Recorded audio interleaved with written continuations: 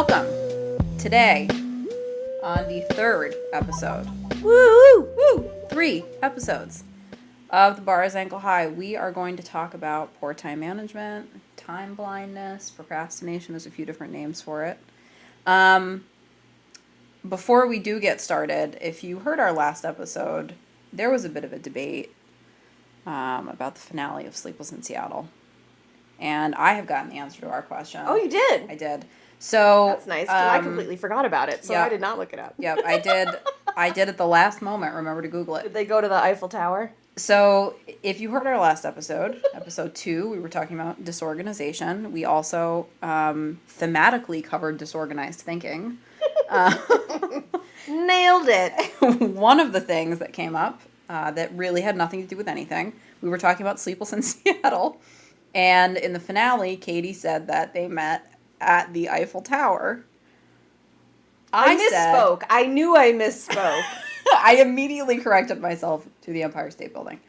Katie did. I thought they met at the Space Needle because it's Sleepless in Seattle. Katie was correct. It was the Empire State Building. Yeah. Empire State Building. I don't know why my inflection on that was so strange, but it was the Empire State Building. So I just wanted to make sure we took care of that before we... So rest easy, listeners.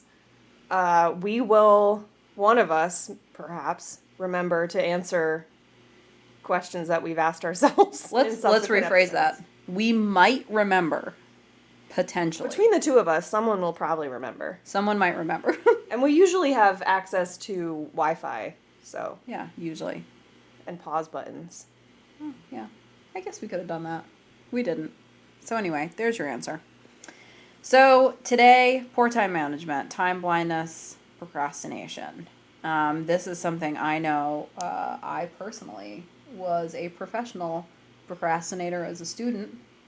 I was really good at putting things off until the last minute. I do avoid things a little bit now. Do you want to hear how lawyers reframe procrastination? I do! That's great. I love a good reframe. Hi, I'm Katie, and I am deadline-oriented. Deadline-oriented. 5 stars. That's excellent. I like that. Yeah, that's how I say that in interviews. I'm deadline-oriented. I thrive get everything on it done at the last minute. And also hate it at the same time. Yeah. It is crippling. And yet the only way I can do It's a strength. It's a weakness. It's everything in between. Yeah. So this issue with time management, they kind of broken into like 2 primary issues. The problem with executive function, which we've talked about a couple of times, and a poor working memory. And those 2 things kind of feed the chaotic gravy train of time blindness and poor time management. So people with issues with executive function tend to have difficulty planning things, especially when it's something long term and you've got something you're working towards, because the now is so much more exciting. You've got things pulling your attention that are right in front of you as opposed to a delayed gratification down the road. Mm-hmm. Trouble organizing materials, setting schedules, which is what we covered in our last episode. We talked a lot about disorganization. Trouble controlling emotions or impulses, which is going to, we'll also talk about emotional dysregulation. And impulsivity. I mean, really, it's these executive function issues are what drives a lot of the symptoms. I think that's part of why I took so long to get diagnosed, because there's so, like, the Venn diagram that makes up all the symptoms of ADHD, there's, like, so much overlap. So it's almost, like, it's so difficult as somebody with it to really parse out how to address my struggles with the disorder, that it's like, okay, we'll make a to-do list, but I struggle with just making the to-do list because, like, my brain is telling me, like, it's cool, I'll remember it. And lies I tell myself. Yes. I'll remember that. Or, like, especially with cleaning, I find that a lot. Mm-hmm. Like, especially before I was medicated, it's like I'd, take my dish towels to put into the laundry so that I could do laundry later, and then I go into the bathroom because I'm going to get my bath hand towels and my bath towel for the shower and put that in the laundry as well and do all my towels at once. But then when I'm in the bathroom, I realize I need to clean the tub, and then, oh, while I'm in here, I have the Lysol out. I'll just clean the sink too, and now I'll clean the toilet, and oh, that reminds me, since I have the Lysol out, I should go and clean the kitchen sink as well. And so nothing ever is completely cleaned. I'm just bouncing from thing to thing. But that's the executive function issue of ADHD, where it's the follow through on tasks that seeing something through. One of the other items they talked about, which I've always noticed about myself, is difficulty analyzing and processing information. Like when I feel like sometimes, and working memory is another part of this issue. One of the ways I saw working memory described, which it totally plays into this analyzing and processing information. And I'll have to find where I got it so I can source who had this analogy. But it was like having a shelf. Like your working memory is a shelf of things that you have to have like handy. Okay. That you need to have to reference. And neurotypical people have a very long shelf of things that they can just keep readily available to themselves to hang on to. Okay. When you have ADHD, you have a short shelf. So the things that can fit on there, you have a lot fewer items. And then when there's something more interesting, one of the items falls off. Oh, okay. Yeah. Which I thought was a good description of it, because I do feel like I can remember things. What's that song, like nursery rhyme, like they all rolled over and one fell out. Oh yeah. 4 in the bed and the little one said, "Roll over, roll over." I don't know what the name of the song is. You know what I'm? Do you know it? I know it's not a Gravy Train situation. It's a real song. I think it was the We Sing in Sillyville movie. Did you ever watch that? No. Oh, it was, obviously a straight to VHS situation. So, Sillyville, I just want to be clear, is different from Busy Town. Obviously. With the worm in the car, in the Apple car. Yes. Okay. Silly Town's a different place. Sillyville. Sillyville. Busy Town. I bet it's on YouTube. We'll find it. When we're done recording, we'll look it up. Stay tuned. In our next episode, we will cover Sillyville. We'll follow up and let you know what happens in Sillyville. Yeah, so it was like a puppet reenactment sort of situation, but they looked like little peas in a pea pod. Okay. And so there's like a little pea at the end, and they're all like lined up Yep. against the pillows, and they're like, and one rolled over, and okay. they all rolled over, and one fell out. Right. But it's the same. It sounds like it's the same thing. Yeah. This. And then you're left available with this space. One single hyperfixation. Yes. Until you get bored of that. And everything else is falling off my shelf, and I'm like, what is happening? What do I have to do? That's a great analogy, though. I thought that was really good. Yeah, that's super apt. Or even if, like, rather than one long shelf, it's like an actual bookshelf. So, like, I still have all those things. They're just not at eye level.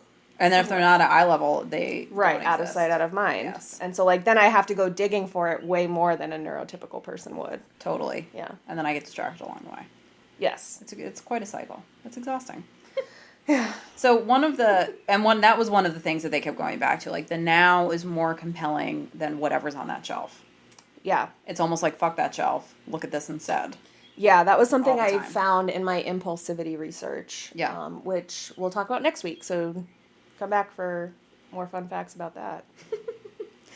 I noticed it a lot. So there's been a couple times where I've worked like festivals, markets, things like that, where you have to have prices of things in your head and doing quick math. And it's not that I'm incapable of doing quick math.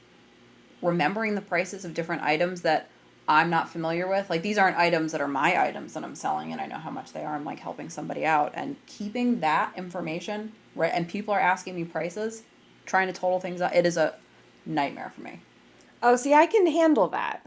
Because I feel like I compartmentalize it. Yeah. So then, like, for that time, like, I'm going to be the best price giver you've ever met in your life. That's a dream. That's a dream I was a dream worker at Dunkin' Donuts and Panera. Oh, I bet. In my ute. In my ute. I was so good at it. So one of the things that they said is people that have ADHD use external aids for working memory, which, planners, calendars, notebooks, I'm the queen of. There's 4 notebooks that I can see from where I'm sitting. Yeah. Only one of them is mine. One, two, three. Yep.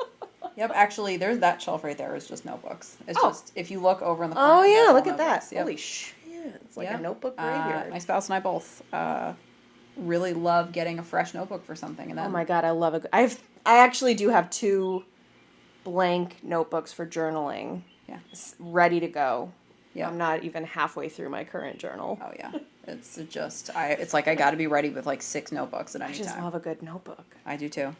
Back to school shopping season was like my favorite, right? Didn't want to go to school. I liked the structure. Ultimately, I did better with the structure. I liked seeing my friends all the time. But that week before going back to school, miserable.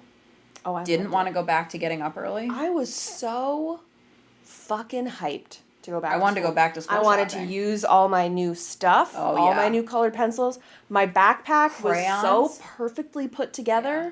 Oh, yeah. My clothes were all laid out, what I was going to wear for the whole first week of school, because we had our school pictures like on like day 7 of school. Like we had them so early. Oh, ours were like in the fall.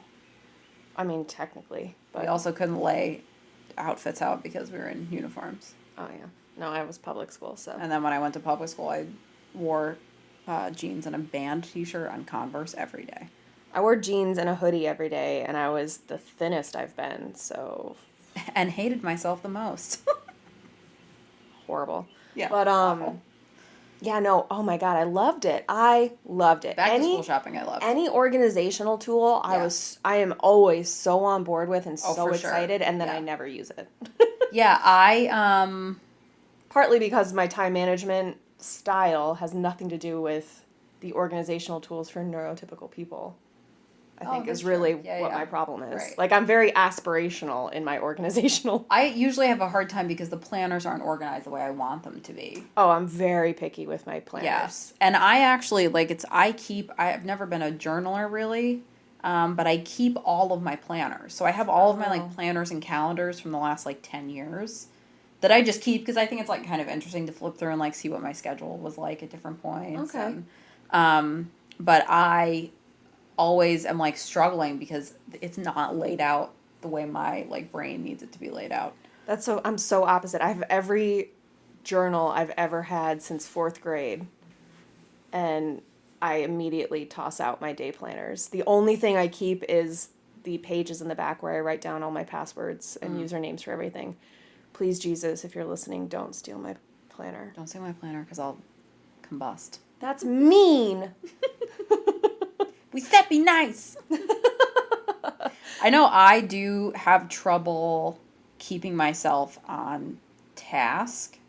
I can get a lot done, and I have a hard time with it because I think procrastination gets chalked up to laziness. I think a lot of people have that association. Totally. Because it's so easy to, I think the reaction is always just focus. Just do it. Just get it done. Wouldn't you feel better if you got it done? Absolutely. 100%. Beside the point, though. Yeah. But you know what I could do? I could not do it and then be anxious about it for the days until I do it.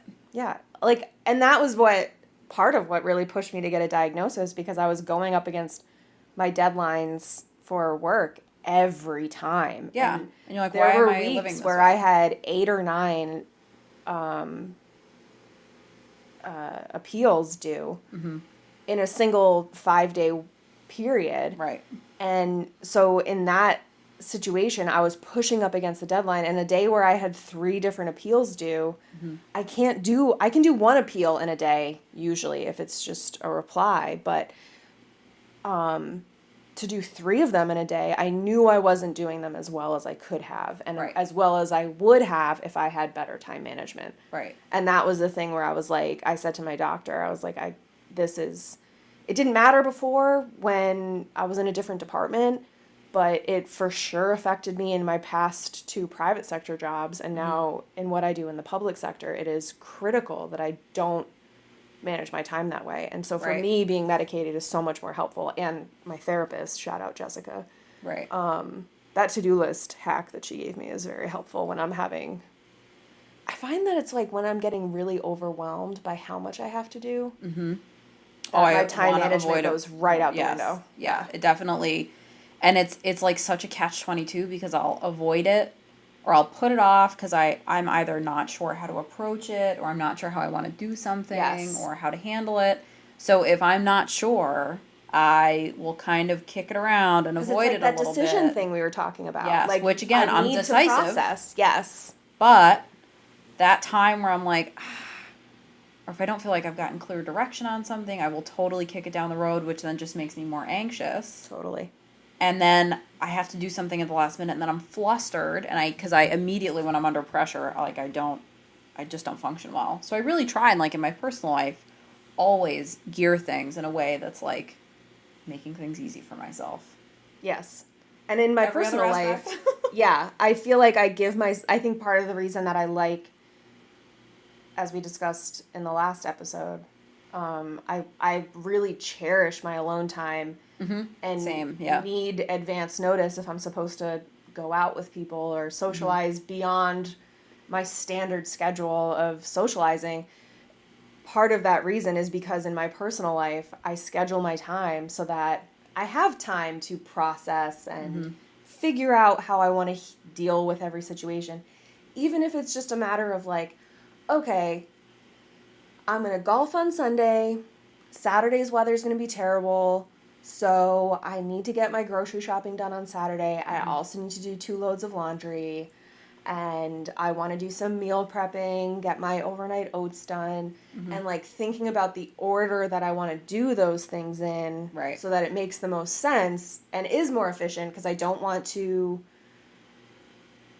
do all my meal prep after I did all my dishes and then have to do dishes again. Right. I don't want to do all my laundry and then go out and do a whole bunch of other things that then dirties up a whole bunch of other laundry Yes. or whatever. It is. It's like spinning plates. Yes. Trying to get stuff done. So Yeah. like I feel like in my personal life I'm much better at spreading those things out Yeah, so me that I too. can make those decisions in my time. But at Right. work we don't have that flexibility. Yeah. Oh, it's and I think that maddening. really struggle. And also, I mean, in interpersonal relationships, like our partners are not on the same schedule as us all the time. Right. So Right. sometimes they need a more efficient response Yes. than what we're. Well, I was thinking.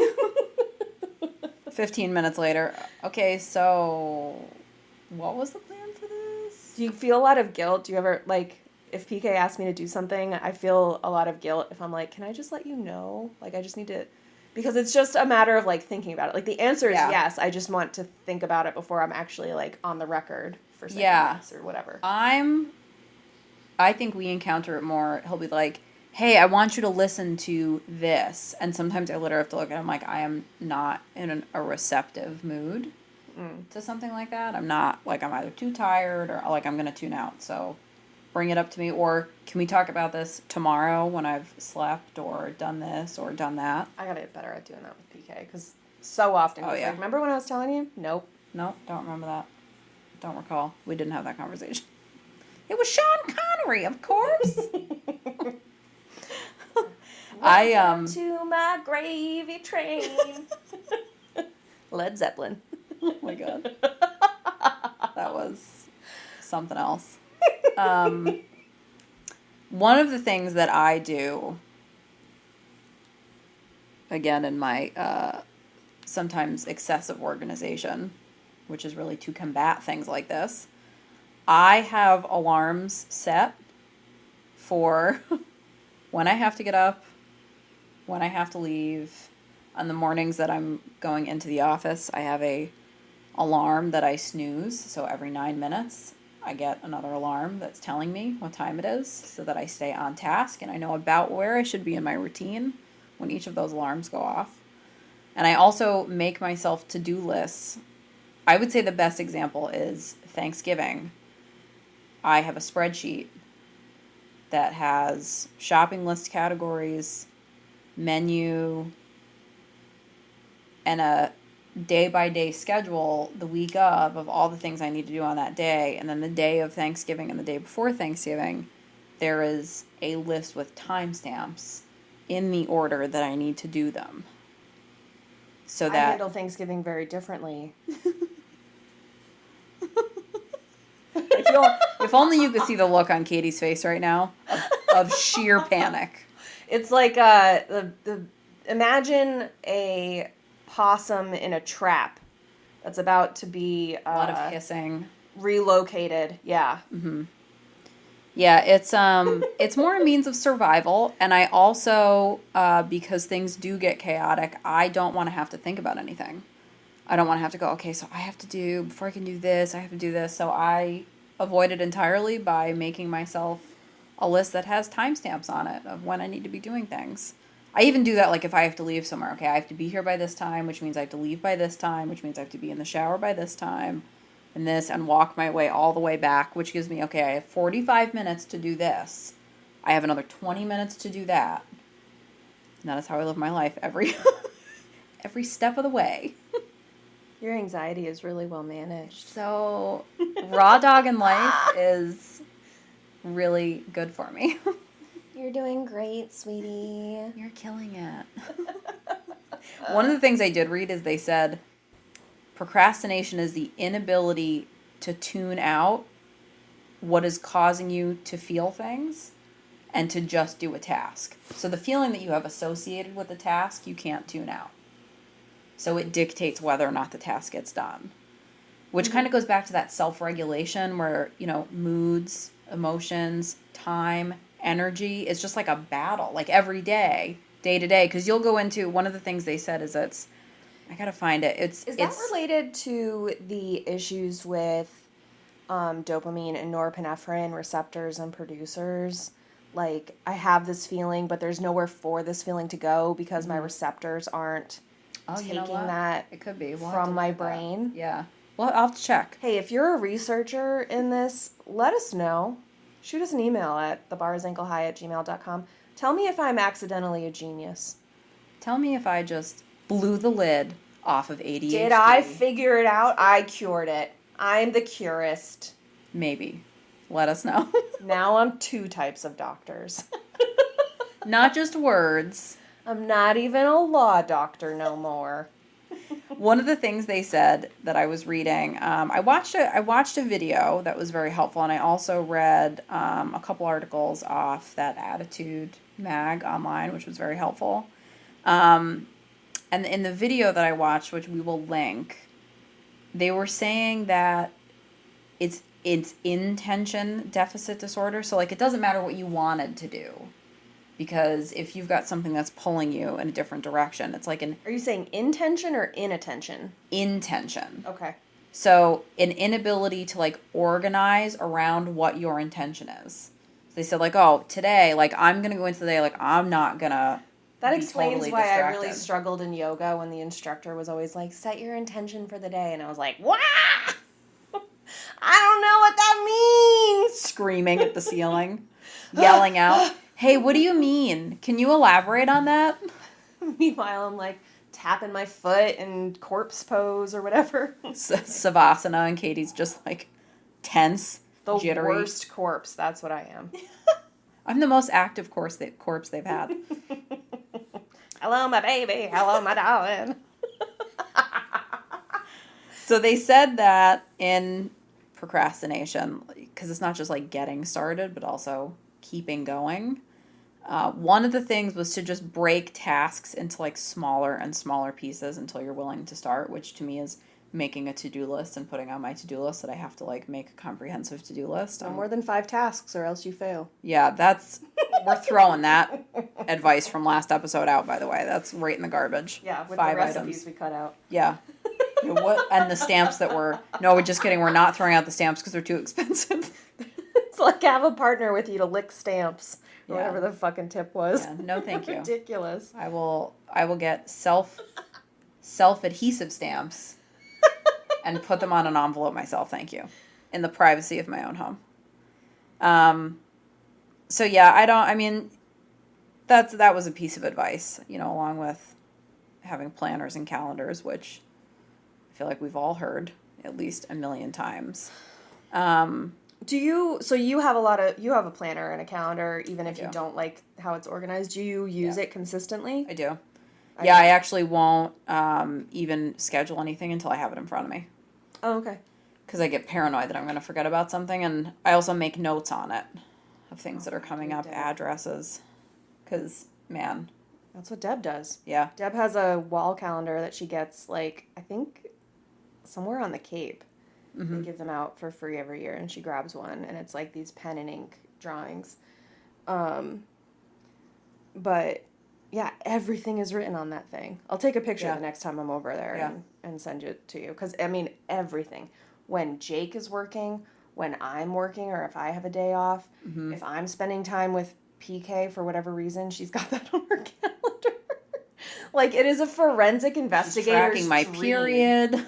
Like, every tournament she's in, every phone number of every, like, if she has a doctor's appointment, she puts the phone number of the doctor, like, in the calendar. I'm not that good, but I will put a name, a doctor's name. I do that as sometimes well. an address. I'll put like the, I use my phone calendar a 1, lot. 2, 3. I've really I'm transitioned. Terrible with my phone calendar. Part of what really pushed me into getting better at my phone calendar was COVID. Yeah. Because I was so overwhelmed by wearing a mask on my face everywhere I went that Yeah. I was like, I can just carry my keys and my phone and my wallet. Oh, yeah, that's true. Yeah, And so, like, I was like, fuck it. I'm not dealing with anything else. Don't No give other me a factors. fucking card. No chapstick. No nothing.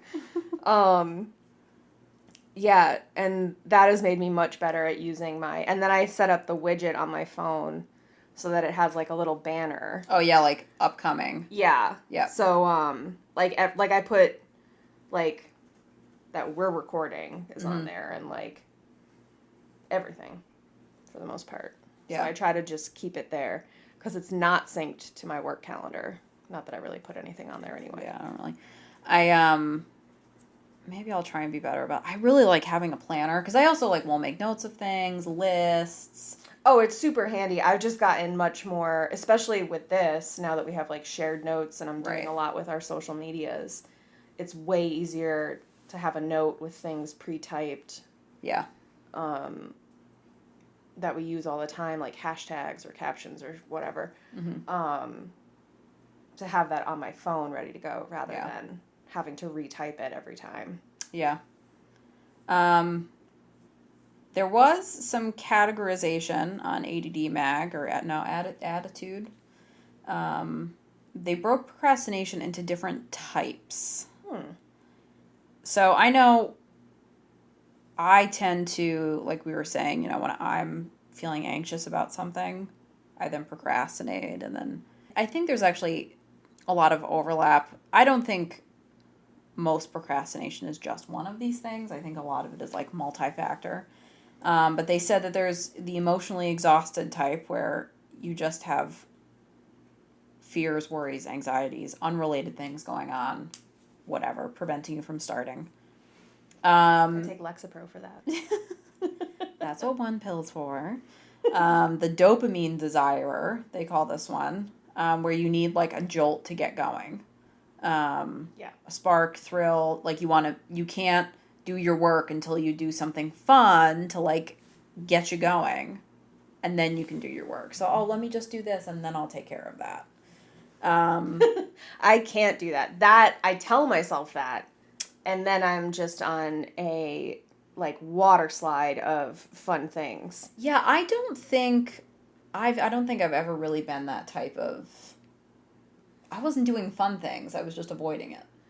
I'm better at, especially now, saying, like, basically holding the fun thing hostage.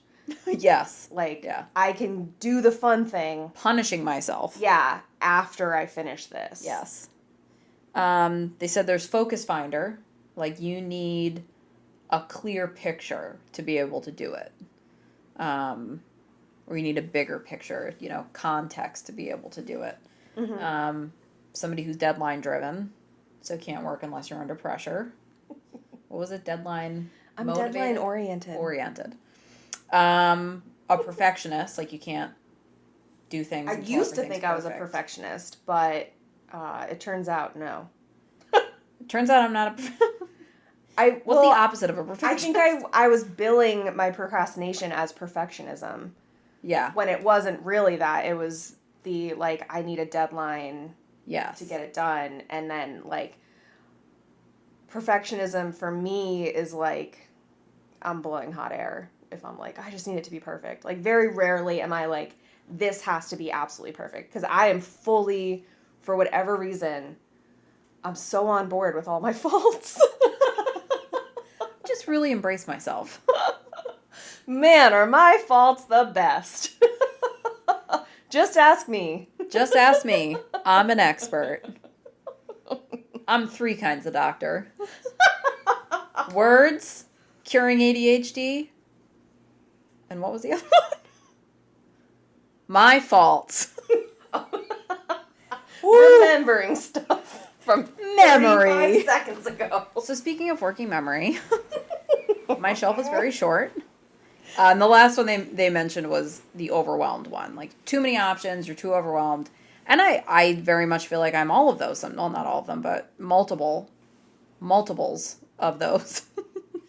Like my routine to set myself up for success when I have to like buckle down and focus, I have to like clean so that my space is clear so that I feel like I can focus, because if there's clutter, I get stressed and I can't focus.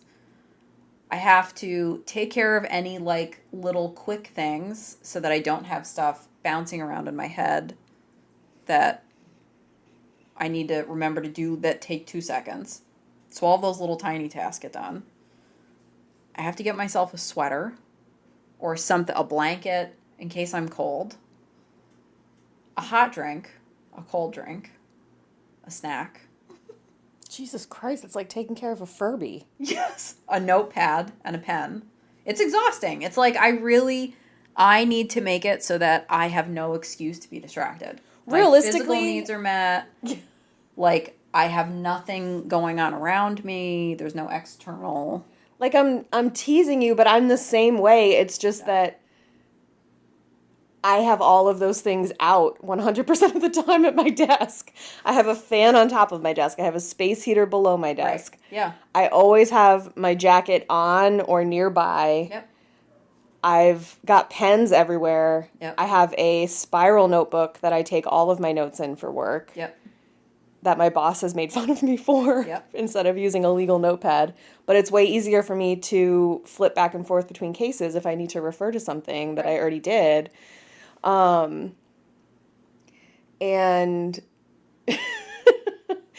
I don't have to have a hot drink or a cold drink, but I do like to know that my water bottle is full. Oh, it has to be full. Yeah. I have to have a full. I actually, really, ideally, I'm washing everything before I'm using it. So I'm like, it's clean, it's full, it's cold, it's red. I mean, it's absurd. It's totally absurd. And I mean, they do talk about too, like, finding the right combination of it's not so much these little external things and all of these little reasons, you're overwhelmed or there's too many options or this or this.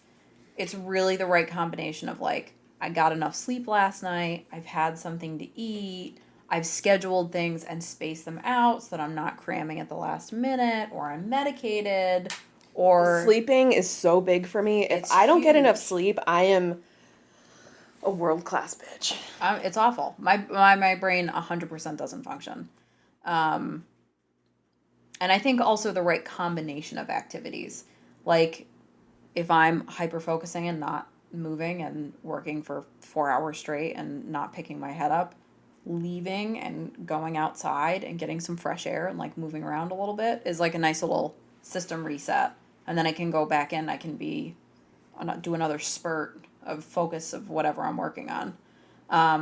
But it's a process. It's one of those,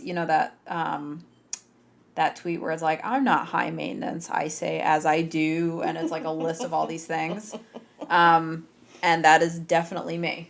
I have a whole little routine that I do. I almost and this is going to sound stupid, I almost wish that I wore glasses, because I feel like that would be another component of like focusing. Now I'm working. Yes.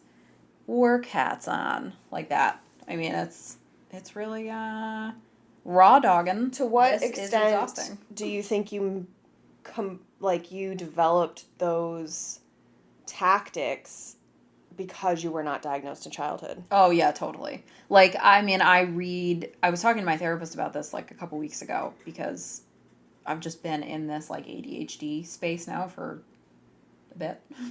and I'm so aware. Your therapist will be really, mine too, when we move on to other topics. I'm like, oh, thank God. Podcast. Man, Jesus she's been Christ. stuck on that. Would you tell me about a fucking murder? Oh my God. Tell me about something else. What is there seasonal depression coming up? Because it's got to be. Is the sun going? Are we losing sunlight yet? God, I love when we lose sunlight. I know you hate it. Oh, I was God, just the built thought to of it. hibernate. Oh my God. I just thought about the 4 p.m. darkness and a piece of my soul died. It's so funny that like I'm best friends with you and I'm dating PK and both of you hate the winter. Hate it. I don't mind love cold it. weather. I mean, I love the winter cold. activities. I love the dark. It's the lack of vitamin D.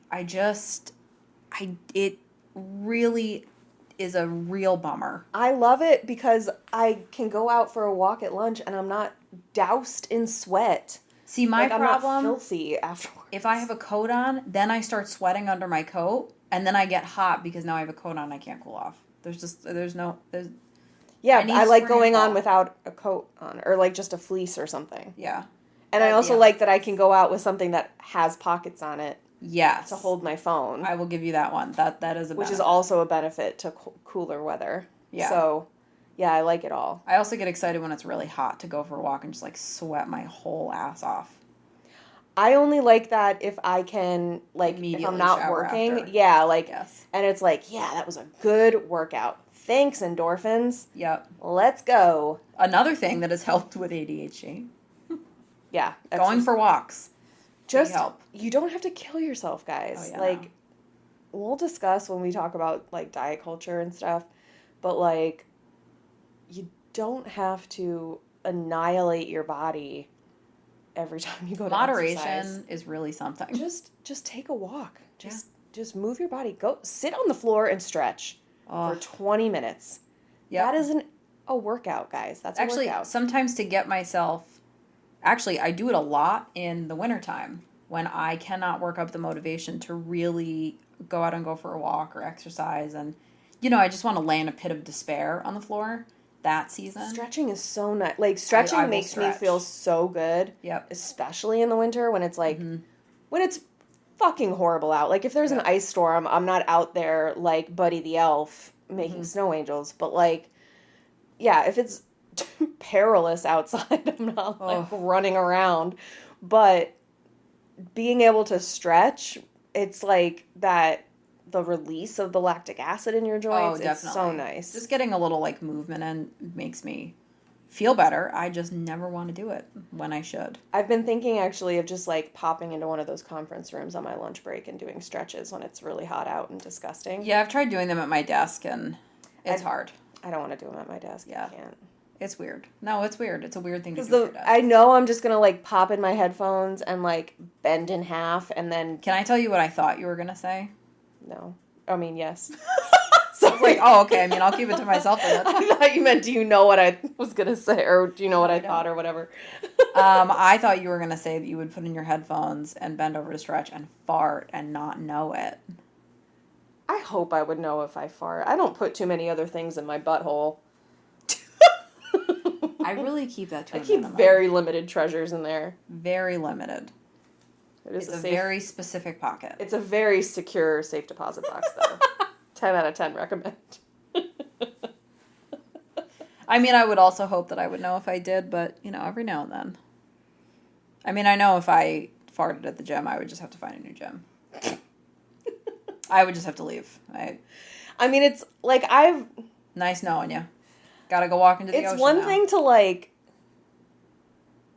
I guess it's more like, not that a fart would like accidentally slip out, but like the idea that I'd be like, okay, I'm gonna fart, but it'll be quiet, and then it just being like echoing mammoth fart. Yeah, it's the worst. Singed eyebrows across the office. The secret is you have to have a pet to blame it on. So I just have two plants at my desk. Yeah. I guess it would be kind of hard at work. In my personal life, I blame it on a dog. Since I don't sit where I used to sit. There was more people to blame it on back then. Oh, that's true. There were more people. Yeah, I guess now you just kind of have to own it. Yeah. Although there's nobody really near me, so I can get away with it as long as other people are involved in their own shit. Literal. Metaphorical. So I think ultimately being medicated probably helps. Being unmedicated, we're in this together. Struggling, floundering. But remember, it's not what you know, it's executing on it. It is a performance issue, procrastination. It's not a knowledge issue. You So know just the take things. a Viagra. It's just, that fixes it, right? Viagra isn't that the medication? Dr. Katie tuned in. She's back. Offering more snap diagnoses. What's going on? Oh, I If my think dad ever listens to this, he'll be like, thank God you didn't try to become a doctor, because dodge that bullet. So don't forget that it is not you. You know the things, it's just doing the things. So what do you think is the best way to get around your poor planning? I mean, I think Poor time management, sorry. doing some, I don't know, kind of getting in your head a little bit and figuring out what helps make you more successful. Like, I know if I go for a walk, if I go to the gym, if I have something to eat, taking a shower, things like that, having a cup of coffee, having a cup of tea. There's certain things that I think really help me kind of buckle down, especially as someone who's not medicated. I think finding out that right combination, medicating if that's what is effective for you. And I mean, I live and die by to-do lists and timers. I was gonna say,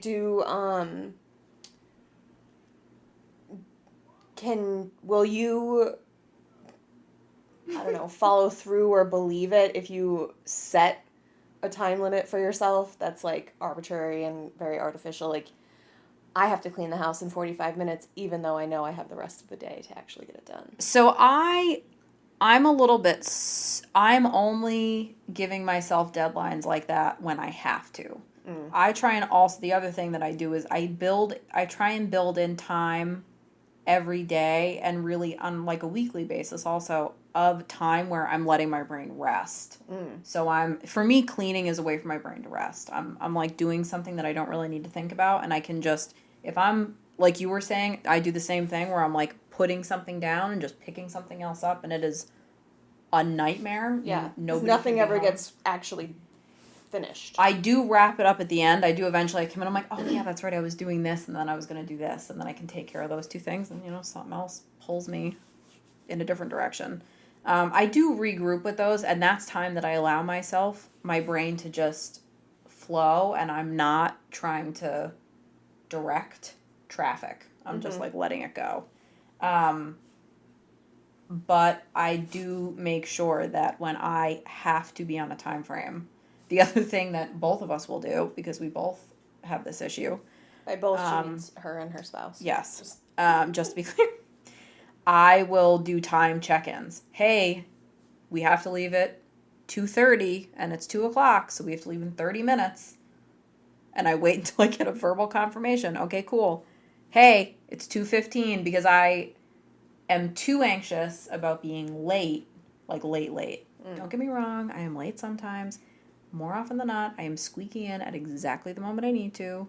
I'm never more than like 5 minutes off.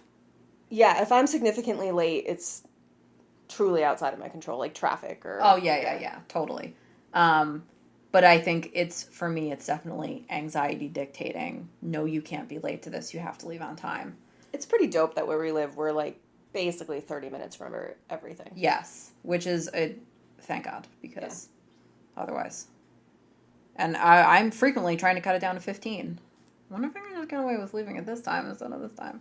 Oh, PK will try that. And I'm like, no, we're leaving now. Because I'm building in extra time. Well, because also, like, I build in the time that it takes for me to get to my car from my apartment. Me too. Which, like, I'm only in the second floor, but still, it's like... Walking out is enough, yeah. Yeah, like, getting my shit together, walking out, locking up, getting out the door, and if my car is parked in the garage, then it's like getting out the back, opening the garage. Oh, yeah. It's getting in the car, closing the garage, because it's manual.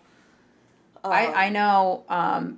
when I think about procrastination, because I don't, it's not quite as disruptive to me. I wouldn't say I fully procrastinate. I'd say maybe sometimes my time management isn't great, but it's really something that I'm very harsh with myself managing it. When I was a kid, I want to say I was in like 4th grade. And when you're like that age, your teacher will be like, all right, we're doing a unit on this, so you're just going to have to write this paper or do this poster on this random, I had coyotes. I had to do a coyote project. And I think we started it, and I say we, my mom and I, because, I was 9, and I certainly was not starting things ahead of time when I was 9. Started the night before and stayed up extremely late finishing this whole, and don't get me wrong, the poster came out amazing. It was great. Did we stay up till the butt crack of dawn practically to finish it? Yes, we did. And then it would be this whole conversation about how I can't procrastinate, but here we are. It's been my brother lived with that a lot. 20 he was plus years. Real bad at procrastinating. Yeah. It was awful. Yeah. I mean, like, we would have like a paper assigned, even in high school, a paper assigned, and they'd be like, hey, you should be this far through your rough draft, and I would do like packing up at the end of class, and I'd be like, okay. Oh, 1,000%. Yeah. And that's the thing where I'm like, that's what makes me so frustrated about the late diagnosis and the late medication. Oh, for sure. Because I did that all through high school, especially in my AP classes, where it was very, like, freely led, like, read this chapter, there was only 2 tests, like, it was very much kind of like college in that sense, and then you had your AP exam, and then the Regents exam, so, like, and really the goal was the AP exam, because if you did well in AP, the state test was it was no problem, and so, yeah, I mean, like, every once in a while we'd have these quizzes, and I was like, what the fuck, a quiz? Holy shit. And then in college, but, like, I did fine. Like, I graduated with honors. I had straight A's in high school. Like, so it was only until I got to law school where I was like, whoa. Man, I had to actually read it, like, right now. That was, that wasn't a suggestion. Yeah. Like, that was my downfall. I think in school in general, when you got reading assigned to you. I love reading, but because my focus is so bad, especially as a kid, by the end of the school day, I was exhausted. Yes. Trying to focus all day. So if I had to do homework, if you wanted me to read 3 chapters of a book, I am sorry to every teacher I have ever had. I never did it. Never once. Yeah. Never did the reading, no matter how much I liked the story. Especially when it was, like, self-reported. Oh, like, did you have to do, like, the reading charts where, oh, yes, I definitely read 20 minutes a night, or whatever like that? I actually got called out one time by a student teacher for not having read the material. She opens class, she's like, hey, Garrett, why don't you tell us what this chapter was about? And I had gotten I had secondhand, what was it? It wasn't Cliff Notes. There was that website that had, like, the summaries. It might have been Cliff Notes. That had the summaries of, like, all the books. It would go chapter by chapter and give a summary. What grade was this in? I don't know. It was probably, like, a sophomore or junior in high school. Oh, okay. I don't know why I was picturing, like, 3rd grade Garrett. Oh, no. I was like, no, I didn't have that. Fuck. What was the internet? And she's like, can you summarize this chapter? And I was like, yeah, it was this and then this. Like, I had literally gotten this information secondhand 5 minutes before class started. She looks me dead in my face. She goes, you didn't read it, did you? And I went, no. Like, didn't miss a beat. Just, nope, didn't read it. But when I was in, like, I might have been, like, 2nd grade, they would give us, and this is wild to me to think about now, because I'm like, oh, of course I wasn't successful with this. At the beginning of the month, you would get a calendar of the month, and there was a task you were supposed to do on every day. And it didn't matter what day you did it, you just had to do all of them by the end of the month. And sometimes it was like, go for a 5-minute walk outside, or it would give you a science experiment to do, or, read for X amount of time, or read this number of books, or whatever. For a 2nd grader, you're asking for a month's worth of time management from a 7-year-old. Yeah, that's... On top of, like, whatever homework we were being given. I'll be honest, I'd struggle with that right now as a 34-and-a-half-year-old. Correct. And I remember my mom kind of going at the teacher like, this is not, they're 7. This isn't an effective, has this been effective for you? Was kind of like, in your experience, has this been a good idea? A really nice way of being like, this is a fucking stupid plan. Yeah. She probably continued to do it, I'm sure, until she retired. It was terrible for me. I remember waiting until like the last like week, and then it was like a panic, and I'm like, I gotta do what? Oh, every fucking time. In 6th grade, Miss Quattrochi made us do, we had to keep nature journals, I think is what she called them. And we had to sit outside and experience nature. And to her credit, she was like an extreme environmentalist for 2000 in New York. Like, she had us writing letters to all local restaurants to get them to switch from styrofoam to like renewable or recyclable takeout containers and stuff like that. Which, like, yeah, like looking back, you're like, oh, okay, so she was like super ahead of her time and like very kind of on the ball. But at the other end of things,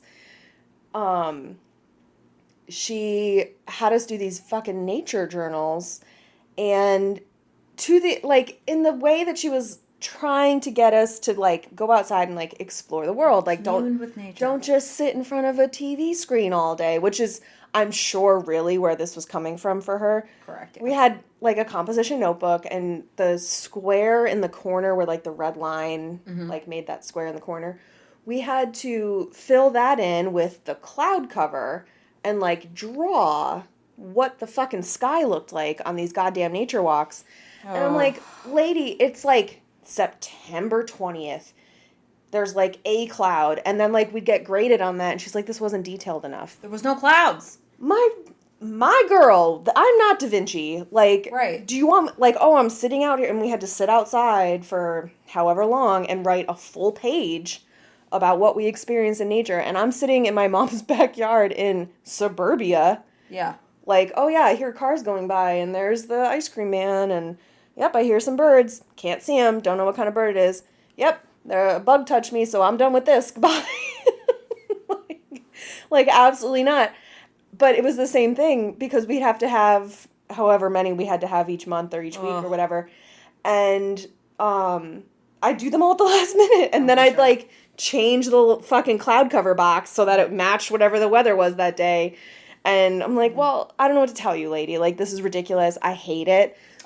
You're not, like, it's one thing to be like, okay, go outside and like go for a walk and find a leaf that you think is really interesting or whatever. Mondays are red. Find something that's red outside. Yes. Something like that. Like, but there was no goal. So for me, I was just like, I'm not connecting with this task. Yes. Which goes back to that, like, emotional thing. Like, you have the feelings, and, like, for me, if I have no dopamine response, basically, I get no satisfaction out of it. I don't want to do it. Then, yeah, like, oh, fine. Like, this sucks. I'm doing it, but, like, ugh. Could I have bamboo shoots put under my fingernails instead of doing this, because I don't wanna? Totally. That was me as a student, for sure. And just, I also feel like the time period that we were going to school, like, it was not a understanding. I know there's this concept that all millennials have, like, participation trophies. I have none, just as a starter. Second point being, my teachers were not the sweetest, especially, like, elementary school. My teachers were, like, all in their 60s. And weren't with the bullshit. So yeah, let me be clear. Giving children a ribbon for completing a 1-mile fun run is not a participation trophy. Yeah. That is trying to get people excited, get little people excited about running or walking or racing or competition. And what I would do is say, I didn't really do anything. I just did this walk. So anybody who got them knew. Right. It wasn't because I did well. It's because I showed up. Nobody was fucking proud of those. Yeah. Like, the people who were proud of them were their dipshit parents. Yes. Who put those on the shelf as if they were a real prize. Yes. And let's be real, it is not a millennial thing. It is, like, the people immediately after us. It's not us, it's the other guys. It's the people who had babies in the 90s. Like, like middle 90s, like Yeah. those people whose kids started school right after 9/11. Mm-hmm. Those people wanted the participation trophies. Every millennial I've talked to is like, if I'm not the best, then I don't know why I'm here. Yes. If I can't be the best, then it's not worth it. That's what we were taught. Yes. If I can't make money, Ah! which guess what? We'll never make money. We'll never make money. So yeah, we're doing great. Thanks for asking. It's super great. I'm on 5 milligrams of Lexapro. Killing it. I'm still Soup's helpful. unmedicated and just grimacing through it all. You're not totally unmedicated. There's like a little bit of self-medication.